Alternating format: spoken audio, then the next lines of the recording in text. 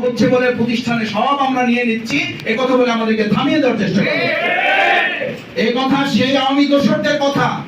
এটা দেশপ্রেমিক এবং সৎ দক্ষ যোগ্য লোক যেখানে বসে তাদের দৃষ্টিতে জামাত ছাড়া তারা কিছুই দেখতে পায় না। এই একই কথা বলে আমাদের 5 ওয়াক্ত নামাজে টাকা আব্দারকে হত্যা করা হয়েছে, এই কথা বলে ভবিষ্যতে ইসলামপন্থী দেশপ্রেমিক লোকদেরকে আর ঠেকিয়ে রাখা যাবে না। এটা ষড়যন্ত্র এবং সেই আওয়ামী দোসরদের আর একটা নতুন সুর।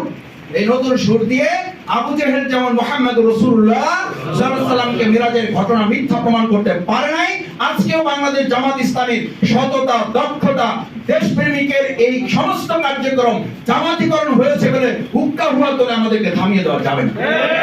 আসুন, সেই দিন রাসূল করিম সাল্লাল্লাহু আলাইহি ওয়াসাল্লাম বললেন, আমি যখন সব বর্ণনা শেষ করলাম, যখন দরজা, কপার, জানালা, ইট, বালু, রড, সিমেন্টের প্রশ্ন আসলো, আল্লাহ সুবহানাহু ওয়া তাআলা জিবরাইল আমিনকে দিয়ে গোটা বাইতুল মাকদাসের চিত্র আমার সামনে তুলে ধরলেন। বলা হলো, এবার তুমি দেখে দেখে সবকিছু বলে দাও। আল্লাহ তাআলা যদি দুনিয়ার মানুষের, ইসলামপন্থীদের, আল্লাহওয়ালা মানুষদের পক্ষে থাকেন, সততার পক্ষে থাকেন, দুনিয়ার সবাই মিলেও আমাদেরকে ঠেকাতে পারবে না। মেরাজ হচ্ছে সেই শিক্ষা। আসুন, সেই শিক্ষায় আমরা উদ্দীপ্ত হই, আল্লাহ তাআলার কাছে সেই প্রার্থনা করে